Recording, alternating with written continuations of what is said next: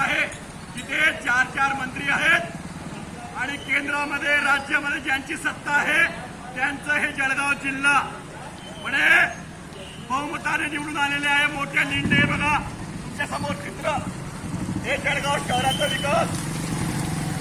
ते 4 मंत्री आहेत ज्यांची केंद्रामध्ये सत्ता ज्यांची राज्यामध्ये सत्ता. हा विकास एक डेमो तुमच्या समोर आहे बघून घ्या. इथे सत्ता आहे त्यांचे 4 मंत्री आणि याचबरोबर खासदार आमदार त्यांचा आणि हे जळगावचा विकास तुमच्या समोर आहे.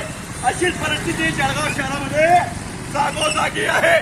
लोकांना मरण्यासाठी हे खड्डे सोडलेले आहे. मरतो कॉमन मॅन.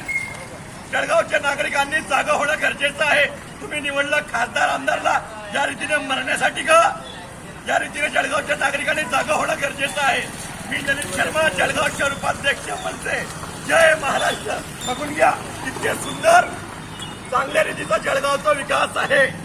जय महाराष्ट्र.